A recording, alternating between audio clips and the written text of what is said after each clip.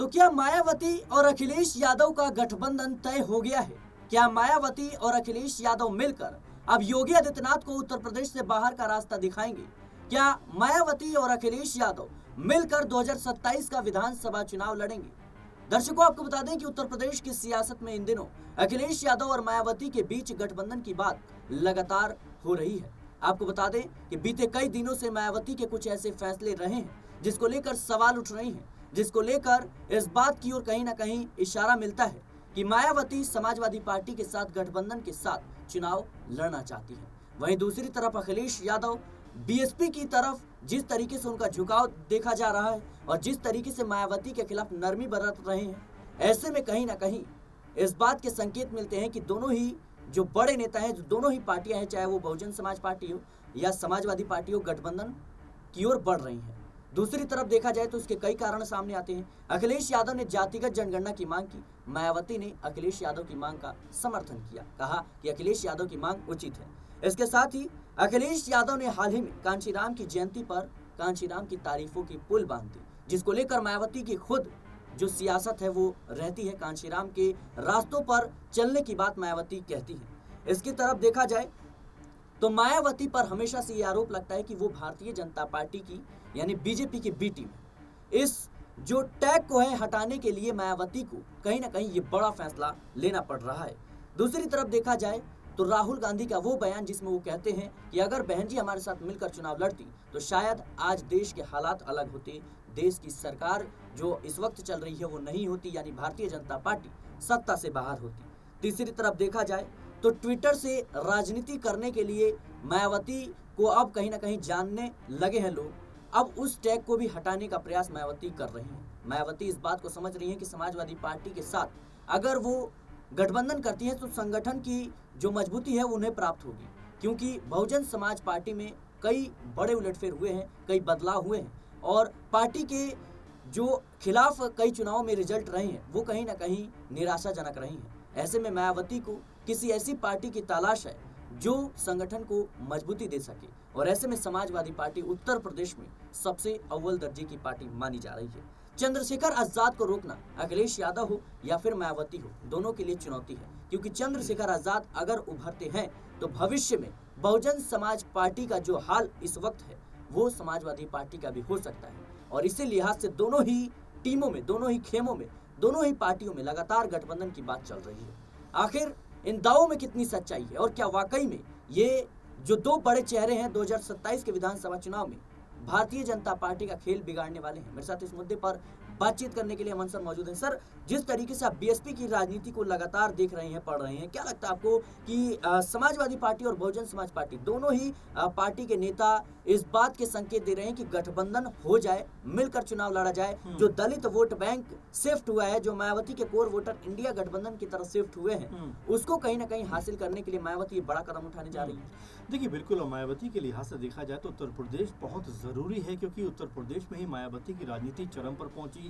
कई बार मुख्यमंत्री वो राज्य की रही, अपने दम पर सरकार उन्होंने बनाई और ये भी देखा गया है कि उनके दर्जनों सांसद जो हैं वो संसद के अंदर नजर आते रहे। लेकिन अब अगर देखा जाए 5-6 साल से तो मायावती का जो राजनीति का स्तर है वो लगातार उसमें गिरावट देखने को मिली है, लगातार उनका जो दबदबा था उसमें कमी देखने को मिली है। इसी नज़र से देखा जा रहा है कि क्या मायावती एक बार फिर खुद को रीस्टैब्लिश करना चाहती है, क्योंकि जो ठप्पा उनके ऊपर लग गया है कि भाई वो बीजेपी की बी टीम के तौर पर काम कर रही हैं, वो उनको हटाना बेहद ज़रूरी हो गया। और ऐसे में अपने बूते चुनाव में जाना और जीत दर्ज करना अब मायावती को भी समझ में आ रहा है कि उनके लिए पहले की तरह का माहौल नहीं रह गया। जब उनके नाम पर वोट पड़ा करते थे, जब उनकी जो पॉलिटिकल हैसियत थी बहुत ताकतवर हुआ करती थी, लेकिन अब अगर देखा जाए तो वो भी समझ पा रही है कि जब तक गठबंधन में नहीं जाएंगी, जब तक सपोर्ट में किसी के खड़े नहीं होंगी, तब तक उनको मजबूत तरीके से वापसी करने का मौका नहीं मिलेगा। इसीलिए अब लगातार जो खबरें हैं वो ये बन रही हैं कि उत्तर प्रदेश में 2027 से पहले कोई बड़ा पॉलिटिकल घटनाक्रम जो है वो कह सकते हैं कि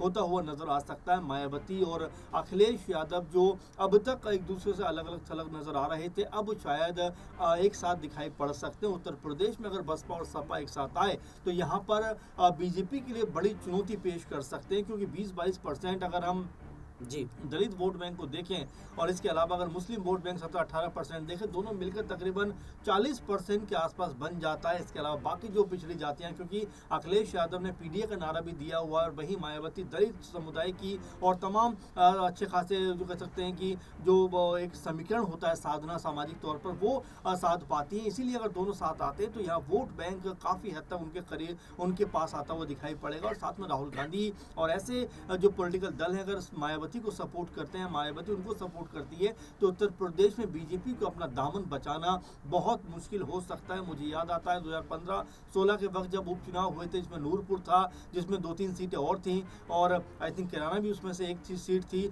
और उस समय तीनों सीटों पर कह सकते हैं तमाम विपक्षी दल जब एक साथ आए थे उन्होंने बीजेपी को हरा दिया था। तो यही कहा जा रहा है कि बीजेपी खुद में मजबूत नहीं है, बल्कि बीजेपी के साथ जो लोग मिल जाते हैं उससे बीजेपी की ताकत बढ़ती हुई नजर आती है। अगर यही ताकत इंडिया गठबंधन में, या ये कहा जाए कि जो नया गठबंधन बनता है, अगर उसमें बढ़ जाए तो यहाँ बीजेपी के लिए अपनी सरकार बचाना मुश्किल हो जाएगा। सर, जिस तरीके से लगातार इस बात की कहीं ना कहीं चर्चा हो रही है कि कांग्रेस पार्टी को दबाने के लिए समाजवादी पार्टी ये कदम उठाना चाहती है, क्योंकि कांग्रेस पार्टी पर यह आरोप लगता है कि जब भी कांग्रेस मजबूती के साथ किसी राज्य में या फिर किसी चुनाव में भरती है तो अपने सहयोगियों को कहीं ना कहीं वो दबा देती है, दरकिनार कर देती है। क्या ये कांग्रेस पर दबाव बनाने के लिए मायावती के साथ कहीं ना कहीं अखिलेश यादव गठबंधन? देखिए, कई तरह की रणनीति चल रही है, कई तरह की बातें चल रही हैं, क्योंकि आपने देखा कि जब मध्य प्रदेश में अखिलेश यादव चुनाव में जाना चाहते थे विधानसभा के, उस समय कमलनाथ ने कहा कि भाई हम उनको एक भी सीट नहीं देंगे, हम नहीं जानते कि अखिलेश यादव कौन है। हरियाणा में भी कुछ ऐसे ही देखने को मिला। दिल्ली में अगर देखा जाए तो आम आदमी पार्टी के साथ में कांग्रेस पार्टी का तालमेल नहीं बना। तो ये कोई छुपी हुई बात नहीं कि कांग्रेस पार्टी को अगर खुद को मजबूत करना है तभी वो अपने आप को जो है देश में बड़ी हिस्से की राजनीति में कह सकते हैं कनेक्ट कर पाएगी। और कांग्रेस अगर पिछलग्गू पार्टी बनी रही तो उसका भविष्य कोई बहुत उज्जवल नहीं रहने वाला। और देखिए, जब एक दूसरे के साथ में आते हैं तो फायदा दोनों को होता हुआ नजर आता है। एग्जाम्पल के तौर पर आप देखिए 2019 में जब सपा और बसपा मिलकर चुनाव लड़ते हैं तो 10 सीटें बसपा जीतती हुई नजर आती है, सपा के हिस्से में 5 सीटें आती है। लेकिन वही बसपा जब अकेले होकर 2022 में और 2024 में चुनाव में जाती है, 24 में तो एक भी सीट नहीं मिलती, लेकिन हाँ 22 में उनको एक सीट मिलती है। तो आप समझ सकते हैं गठबंधन का क्या फायदा होता हुआ दिखाई पड़ता है। अब जरा बीजेपी को आप देखिए, केंद्र में अगर बीजेपी के साथ में इतने सारे दल नहीं होते तो बीजेपी की सरकार में होती, ये अपने यहाँ बड़ा सवाल बन जाता है। क्योंकि देखिए, जब तक दल है और दलों के साथ में जब तक गठबंधन है तब तक आप मजबूत क्या हैं। राहुल गांधी ने जो रायबरेली में जाकर ये बयान दिया था कि बहन जी मायावती अगर हमारे साथ मिलकर चुनाव लड़ती तो परिणाम कुछ और होते, वो कहीं ना कहीं भारतीय जनता पार्टी की अप्रत्यक्ष रूप से मदद कर रही है? क्या ये बात जो है वो कहीं ना कहीं मायावती को चुभ गई? इसी बात का दबाव है कि मायावती ने ताबड़तोड़ पार्टी में कई बदलाव किए, अपने भतीजे को पार्टी से बाहर का रास्ता दिखा दिया और अब नए सिरे से पार्टी को खड़ा करना चाहती है। देखिए बिल्कुल, इसमें मैं सोचता हूँ कि राहुल गांधी ने जो बात कही है, और आप जरा आंकड़ों पे गौर करेंगे तो 2024 के जो आंकड़े हैं वो लगभग 16 सीटें ऐसी रहीं जो सीधे तौर पर इंडिया गठबंधन को मायावती की वजह से गंवानी पड़ी। और ये 16 सीटें बीजेपी जो जीत हासिल की है वो मायावती की वजह से उनको जीत मिली है। तो इसमें कोई मुझे नहीं लगता शंका की बात है कि जो मायावती है वो एक तरीके से बीजेपी को फायदा पहुंचाती हुई नजर आती है। अगर यही मायावती इंडिया गठबंधन में होती तो जरा देखिए 16 सीटें यहाँ पर प्लस होती हुई दिखाई पड़ती और बीजेपी की 16 सीटें घट जाती, यानी कि 240 में 16 सीटें घटाइए 234 पहुंच जाती, तो बल्कि और 224 पहुंच जाती। और वहीं अगर बिहार की बात करें, यहाँ पर नीतीश कुमार अगर बीजेपी से अलग थलग रहते तो यहाँ बीजेपी की स्थिति और खराब हो जाती। तो यही बात कही जा रही है कि अगर गठबंधन में रहेंगे तो ताकत के साथ में मजबूत रहेंगे। लेकिन मायावती जिस तरह की राजनीति कर रही है, हर बार वो ये कहती है कि भाई एकला चलो की रणनीति पे चलेंगे, लेकिन उनको इसका कोई भी फायदा होता हुआ नजर नहीं आता है। इन्हीं सब कारणों को देखते हुए ऐसा लगता है सिराज की मायावती कोई बड़ा फैसला यहाँ पर करने वाली है और बसपा और सपा के साथ में कांग्रेस पार्टी के साथ मिलकर उत्तर प्रदेश में 2027 के अंदर जब चुनाव होंगे उस समय बीजेपी को एक कड़ी चुनौती पेश करते हुए दिखाई पड़ेंगे। बिल्कुल दर्शकों, जाहिर सी बात है कि कांग्रेस, बसपा और समाजवादी पार्टी अगर साथ मिलकर चुनाव लड़ते हैं तो भारतीय जनता पार्टी के लिए मुश्किलें हैं। उत्तर प्रदेश में भले ही योगी आदित्यनाथ का सिक्का चलता हो, लेकिन मायावती और अखिलेश यादव और राहुल गांधी की कांग्रेस अगर मिलकर चुनाव लड़ती है तो जाहिर सी बात है चुनौतियां हैं।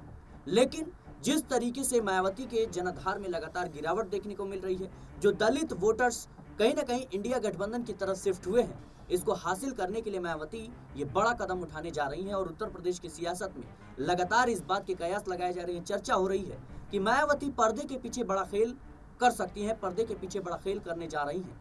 देखना होगा कि मायावती अगर अखिलेश यादव के साथ गठबंधन करती है तो क्या वाकई में उत्तर प्रदेश में बसपा का जो जनाधार गिरा है वो फिर से वापस उठता हुआ नजर आएगा? क्या बसपा की वापसी होगी? देखना दिलचस्प होगा। फिलहाल इस मुद्दे को लेकर आपकी क्या राय है हमें कमेंट बॉक्स में जरूर बताएं। देश और दुनिया की तमाम खबरों के लिए बने रहे नेक्स्ट 9 न्यूज के साथ।